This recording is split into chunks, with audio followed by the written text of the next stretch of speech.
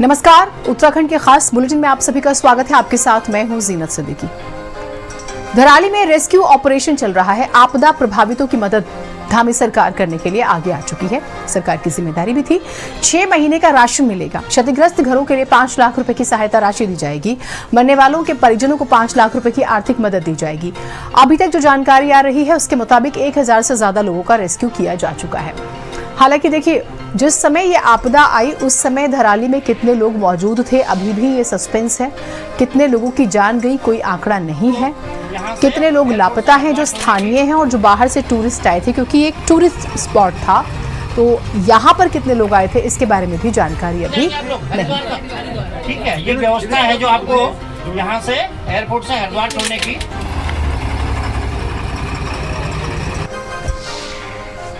आपदा के बाद हमारी सबसे बड़ी जो प्राथमिकता थी वो सभी लोगों को सुरक्षित बाहर निकालना। मौसम में एक बड़ी चुनौती वहां पर हमेशा रहता है। 1000 से भी ज्यादा लोगों को आज तक वहां से रेस्क्यू किया जा चुका है। सभी तीर्थयात्री श्रद्धालु जो देश भर के आए हुए थे उन सभी को अब निकाला जा चुका है और स्थानीय लोगों को भी निकाल रहे हैं। इसके बाद सभी घायलों को भी अस्पताल में पहुंचा दिया गया है। कुछ लोग एम्स में भी हैं, कुछ उत्तरकाशी में हैं। सभी को अच्छा इलाज मिले उसकी भी सभी प्रकार की व्यवस्थाएं वहां पर की गई हैं और इस काम को हम प्राथमिकता से कर रहे हैं। इसके अतिरिक्त लोगों का पुनर्वास करना, लोगों को सहायता करना, लोगों के लिए वहां पर राशन इत्यादि की व्यवस्था करना। हमने तय किया है कि जो भी प्रभावित परिवार हैं उनको अगले 6 माह का राशन जो है हम उपलब्ध कराएंगे। हमारा संकल्प है और हम लोगों का वो गांव फिर से आए और उनकी आपदा बहुत बड़ी आपदा है और सभी कुछ चला गया, तबाह हो गया। तो उसके अनुरूप जो मानक हैं उन मानकों के अतिरिक्त भी हम काम कर रहे हैं। 5 लाख रुपए की जो सहायता राशि है वो सभी के लिए आज जारी कर रहे हैं। उसको भी जो है हम लोग हर प्रकार से सहायता करेंगे। लोग जो जानकारी आ रही है उसके मुताबिक सहारनपुर के 3 युवक धराली में लापता हो गए। सैलाब आने के बाद से परिवार से संपर्क टूट गया। परिवार के 5 लोग उन्हें तलाश रहे हैं। धराली में वेल्डिंग हेल्पर्स का काम करते थे। 3 युवक सहारनपुर के नानोता के निवासी थे सभी। अच्छा, ये भी जानकारी आई थी कि यहाँ पर क्योंकि एकदम से लोगों ने रिजॉर्ट टूरिस्ट स्पॉट बन गया था, लोग आने लगे थे।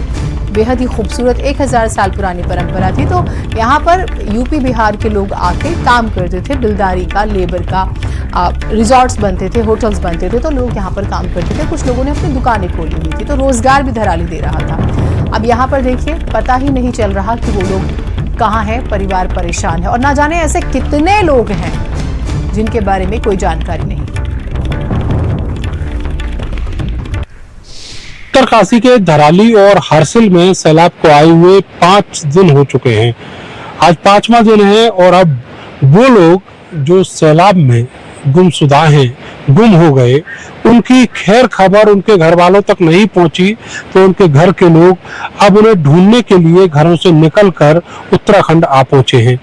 उत्तरकाशी के गंगनानी तक बहुत सारे परिवार पहुंचे हैं, जिनमें नेपाल के भी लोग हैं, उत्तर प्रदेश के लोग हैं। उत्तर प्रदेश के अलावा और भी कई प्रदेशों के लोग वहां पर पहुंचे हैं अपने परिजनों को ढूंढने के लिए। ऐसे ही यूपी के सहारनपुर से आए हुए कुछ लोग हैं जिनके अपने वहां उस सैलाब के वक्त धराली और हरसिल में मौजूद थे, वो यहाँ पर पहुंचे हुए हैं। भाई, आपका नाम क्या है? मेरा नाम शहजाद है जी। तो शहजादी, आपका कौन मिसिंग है, कौन गायब हुआ है? भतीजा है सर अपना। कितनी उम्र रही होगी? उम्र 21 साल के आसपास। क्या काम करते थे वो? वेल्डिंग का काम करते थे सर। वेल्डिंग का सर। तो आपको कुछ बताया कि कहाँ किस बिल्डिंग में वेल्डिंग कुछ नहीं पता चल रहा। जो वेल्डिंग का काम बिल्डिंग में चल रहा था वो ऊपर की साइड थी, जहाँ वो रह रहा था वो नीचे की साइड रह रहा था, जहाँ पे वो पानी आया, बाढ़ आई। तो वो बिल्डिंग क्या सेफ है? सेफ नहीं है सर। और घर भी जहाँ वो रह रहा था वो भी सेफ नहीं है सर। तो क्या आपको कोई राज्य सरकार की तरफ से सूचना दी गई, कोई खैर खबर उसकी आप तक? कोई सूचना नहीं मिली सर अभी तक। इधर से उधर फिर रहे हम, कभी थाने में भेज रहे, कभी आपदा ऑफिस भेज रहे, कभी कह रहे कि जहाँ रेस्क्यू है वहाँ जाओ, वहाँ जा रहे। हम परसों से आ रहे, 4 दिन हो गए, 4 दिन से हम यहीं पे पड़े, लेकिन किसी ने कोई खबर नहीं दी। अब चले पैदल के रास्ता सुना के पैदल जा रहे इधर से, तो वहाँ से निकलने की कोशिश करेंगे सर। अब वहाँ तो रास्ता ही बंद है, बेली पुल बन रहा है और फिर वहाँ से निकलने के रास्ते ही नहीं है कोई। सर कुछ तो करना पड़ेगा, पीछे फैमिली है, अब वो पूछ रहे कि कहाँ है, क्या बताओ सर उनसे, भाई है सर अपना, क्या बताऊं। अब आपको क्या लग रहा है कि जैसे सरकार है, सरकार वहाँ पर जो अभियान चला रही है वो कल बारिश की वजह से भी प्रभावित हुआ, तो वहाँ पर ये बताया है आपको किसी ने कि किस तरह की स्थितियां हैं? बस सर न्यूज में देख रहे हैं, अभी डायरेक्ट तो कोई बात नहीं सर, न्यूज से पता कर रहे हैं जी बस। 40-45 फीट तक जो मलबा है वो वहाँ पर आया है और पूरा जो शहर है उसमें कुछ ही इमारतें ऐसी हैं जिनके ऊपर के टॉप दिखाई दे रहे हैं। जी सर, अब हमने तो ये तो कंफर्म नहीं है ना सर, हम तो पैदल के लिए यहाँ तक रास्ता है जी, इसके आगे बंद है सर, अब पैदल के लिए निकले हैं जी उत्तरकाशी से। धराली में 5 अगस्त की दोपहर बाद एक सैलाब आया और बहुत सारे लोग उसमें दब गए। पूरा जो शहर है धराली वो मलबे की चपेट में आया और वहाँ पर कई कई फीट तक मलबा है। कुछ नेपाल के रहने वाले जो श्रमिक हैं वहाँ पर काम करते थे, वो अब धीरे धीरे करके वहाँ से पैदल मार्ग से आ रहे हैं। आपका नाम क्या है? मेरा नाम पदम मोहत्रा, सुदूर पश्चिम बाजरा से। आप क्या काम करते थे? लेबरी काम। लेबरी में क्या काम करते थे? डेयरी कर रहा था। तो वहाँ क्या हुआ था, कुछ बताएंगे? पहले ऊपर से आया, हमें पता नहीं था बाजार में, 81 ऊपर से नाला में आया, पानी भी बंद नहीं हुआ, सीधे मार्केट के ऊपर है, तब सीधे फट गया वो बादल। फटने टाइम पे 1 सेकंड भी नहीं लगा, होटल सब चलते हुए। तब हमारा साथ का जो रोड पे था वो भाग गया इधर उधर, जो रोड पे नहीं था अंदर था वो दब गया। तो आप कहाँ पे थे उस समय? हाँ, उस टाइम दुकान पे था। आपका नाम क्या? मेरा नाम कुंवर सिंह भंडारी। तो भंडारी साहब ये बताओ कि वहाँ पे जितने लोग फंसे थे, आपके साथ के और कितने लोग थे? हमारे साथ के हमारे गांव के तो 2 आदमी था, कमरे में खाना उना खा रहा था, तब वहीं पे दब गया। और तो हमारे साथ के 8-10 आदमी था और इसे भाग के पहुंच गया था। अभी हम नेपाल से अलग अलग जिले से 18 आदमी का अभी तक पता चल चुका है और आदमी का पता ही नहीं हुआ अभी तक। वो अभी भी इंतजार? हाँ, वो भी इंतजार कर रही है। अभी हमारे लिए कोई नहीं मिला सुविधा, तब हम निकल गए नीचे को। अब फिर हमारी पैसा भी नहीं था, कुछ खाने का राशन भी नहीं था, तब हम नीचे को निकल गया। परिवार वगैरह वहाँ पे क्या स्थिति है उनका? अभी वैसे ही है। धराली में कुछ दिखता है आपको जो बचा हुआ है? ना, कुछ दिखता नहीं, अभी तो पूरा मिट्टी मिट्टी दिख रहा है उधर चारों तरफ मिट्टी। हाँ, हम भी कॉल आया था नेपाल से, उधर पहुंच के हमारा आदमी को लेके आ गया। 2 आदमी गुजर गया, फैमिली वाला था। 2 आदमी आपके साथ? हाँ, हमारे साथ का वो चला गया। थोड़ा वहाँ के बारे में बताइए, धराली और हर्सिल में क्या स्थिति है? शहर पहले कैसा था, अब कैसा दिखाई देता है? बहुत चेंज हो गया। क्या क्या? अभी हर्सिल वैली में पूरा झील बन रखा, धराली में पूरा बाड़ा रखा, व्यू बहुत अलग हो रखा। घर वगैरह होटल दिखाई देते हैं? और नहीं, पूरा वैसा ही दुआ हो गया। किधर को भागे आप लोग वहाँ से? हम ऊपर गंगोत्री साइड पे भागा, ऊपर चले गए। हाँ, और ऊपर चले गए। जो लोग ऊपर चले गए वही बच गए होंगे? हाँ, जो ऊपर गए वो बच गए और गया नीचे वाला कोई नहीं बचा? कोई नहीं। और नरेंद्र हमारे साथ, हमारे सहयोगी जुड़े हुए हैं क्योंकि नरेंद्र ग्राउंड जीरो पर हैं। नरेंद्र, आप मेरी आवाज़ सुन पा रहे हैं? मैंने ऐसे बहुत सारे लोगों से आपको बातचीत करते सुना, लोग रो रहे थे और आप भी भावुक थे। एक शहर जब उजड़ता है तो एक पूरी सभ्यता उजड़ जाती है और हर धराली की अपनी एक 1000 साल पुरानी हिस्ट्री है। आपने खुद क्या अनुभव किया, क्या देखा वहाँ पर लोगों का दर्द, किस तरह से आपने सुना उन्हें?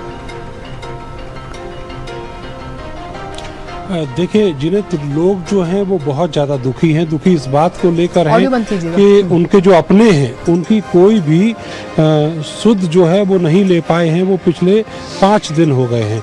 इसके अलावा एक सबसे बड़ी दिक्कत ये है कि वहाँ पर जाने के लिए ना तो कोई साधन है और ना ही वहाँ पर वो कम्युनिकेट कर सकते हैं जो लोग वहाँ फंसे हुए हैं उनसे।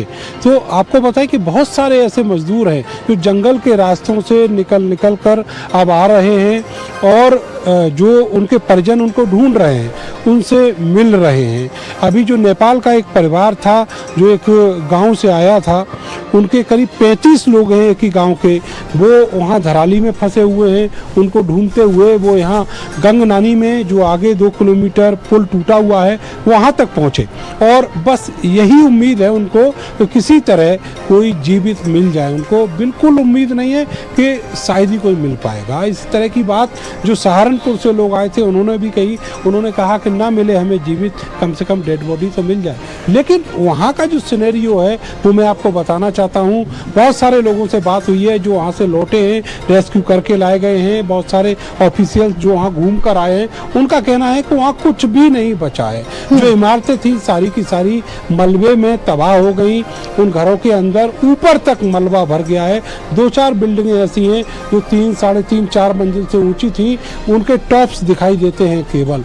बाकी पूरा शहर वीरान हो चुका है, चौरस कर दिया है उसको। वहाँ पर जो मलबा आया है सैलाब का, उसने इसी तरह की स्थिति एक बहुत बड़े हिस्से में हरसिल में भी है। हरसिल में भी इसी तरह की स्थिति है। वहाँ की जो आबादी है बुरी तरह प्रभावित है।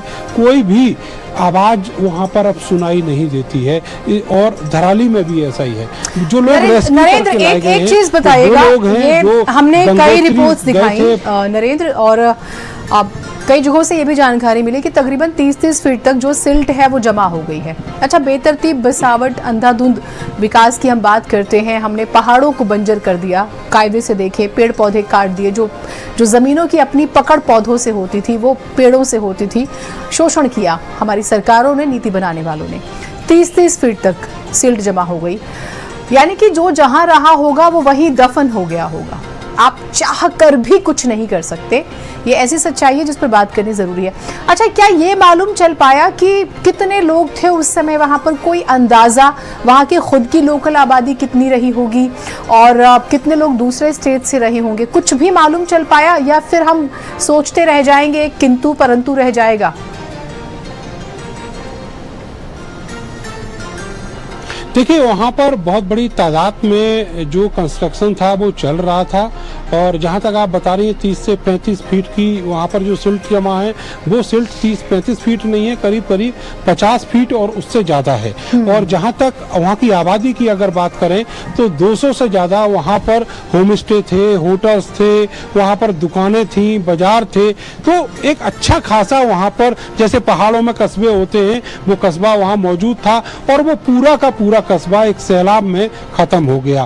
तो वहाँ पर जो आबादी रही होगी उसके बारे में ये अनुमान लगाया जा रहा है कि अगर वहाँ के रुके हुए सैलानी, वहाँ होटलों का स्टाफ, वहाँ होम स्टे का स्टाफ और वहाँ की जो आबादी है, करीब 1000 लोगों के इर्द गिर्द रही होगी। लेकिन वहाँ से कितने लोग बच पाए, इसका कोई डाटा अब तक सरकार ने नहीं दिया है। और ना ही वहाँ पर जो लोग कोलैप्स किए हैं, जो लोग मर गए हैं, उनके बारे में कोई डेटा दिया है। तो आज 5वां दिन है और आप देखिएगा कि जो BRO और सेना जो पुल बना रही है वहाँ मोटर मार्ग पर, वो भी कंप्लीट नहीं हुआ है। और विकल्प नहीं है कोई, लोग बिल्कुल निराश हैं। हाँ। और मजबूरी में उसी सड़क के किनारे बैठे हुए हैं। आप सोचिए कि किसी का कोई कहीं खत्म हो जाए, मर जाए और उसके बाद आदमी बेबसी में उसका मुंह देखने के लिए तरसता रहे, ऐसी स्थितियां हैं। कुछ भी नहीं कहा जा सकता। अभी जिस पुल को बनाने की बात कही जा रही है वो केवल पैदल पुल होगा, जो वहां पर मोटर व्हीकल्स निकल पाए। उसके लिए वो पुल कम से कम 5 से 8 दिन लगेंगे, तब जाकर कंप्लीट होगा।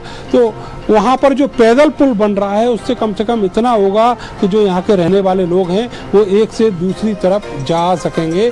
और जो भी लोग वहाँ पर अपनों को खोजने के लिए जा सकते हैं वो भी जा पाएंगे। ठीक। दूसरी तरफ जो रेस्क्यू अभियान हेलीकॉप्टर से चल रहा है, वहाँ पर बहुत सारे ऐसे लोग हैं जो निराश होकर लौटे हैं, उनको स्पेस नहीं मिला।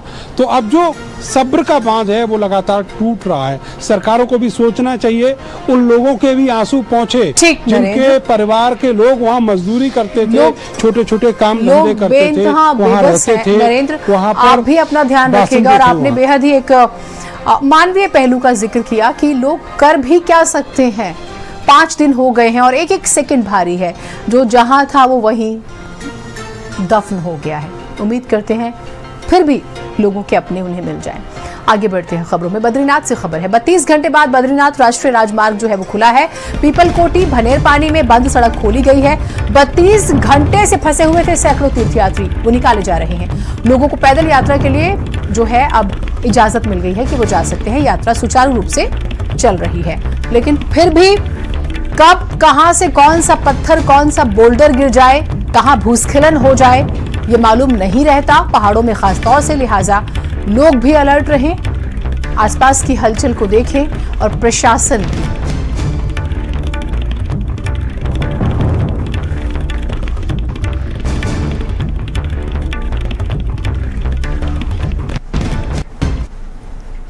खबर खटीमा से आपको बताते हैं। मुख्यमंत्री पुष्कर सिंह धामी खटीमा में मौजूद है। निजी आवास नगला तराई में लोगों से मुलाकात की उन्होंने। मुख्यमंत्री धामी ने लोगों की समस्याओं को सुना है और रक्षाबंधन की बधाई दी।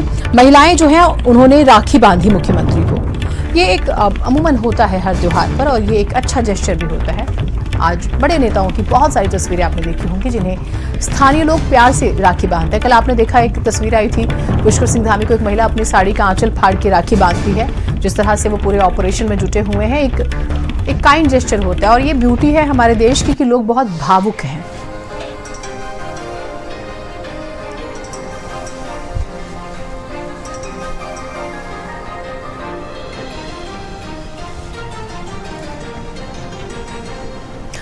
उत्तरकाशी के धराली गांव में हाल ही में आई भीषण आपदा के बाद पूर्व मंत्री डॉक्टर प्रेमचंद अग्रवाल ने अपने 1 महीने का वेतन मुख्यमंत्री राहत कोष में दान देने की घोषणा की। डॉक्टर अग्रवाल ने आपदा में हुई जनधन की क्षति को अत्यंत दुखद और पीड़ादायक बताया। कहा कि इस कठिन समय में पूरा देश प्रभावित परिवार के साथ खड़ा है। उन्होंने प्रधानमंत्री नरेंद्र मोदी, गृह मंत्री अमित शाह और मुख्यमंत्री पुष्कर सिंह धामी द्वारा राहत और बचाव कार्य में की जा रही सक्रिय भागीदारी की तारीफ की। लोग हताहत हुए, बहुत सी संपत्तियों को नुकसान हुआ है। निश्चित रूप से बहुत ही हृदय विदारक घटना रही। मुझे पहाड़ पे आई इस आपदा का बहुत दुख है, बहुत कष्ट है और निश्चित रूप से हर आदमी आज दुखी है। तो मैं अपने विधायक होने के नाते अपनी सैलरी से 1 माह का वेतन मुख्यमंत्री राहत कोष में। उत्तरकाशी जिले के हर्षिल धराली क्षेत्र में आई आपदा के बाद से ही जिलाधिकारी प्रशांत आर्य लगातार मौके पर कैंप किए हुए हैं। उन्होंने बिजली, पानी, स्वास्थ्य, सड़क और संचार जैसी सुविधाओं को युद्ध स्तर पर दुरुस्त करने के निर्देश दिए हैं। डीएम स्वयं राहत शिविरों का निरीक्षण कर प्रभावितों को भोजन, पेयजल और चिकित्सा जैसी सुविधाएं सुनिश्चित कर रहे हैं। आपदा प्रभावितों को सुरक्षित स्थानों तक पहुंचाने का काम भी हेलीकॉप्टर के माध्यम से जारी है। जिलाधिकारी ने लोगों से धैर्य बनाए रखने और प्रशासन का सहयोग करने की अपील की है।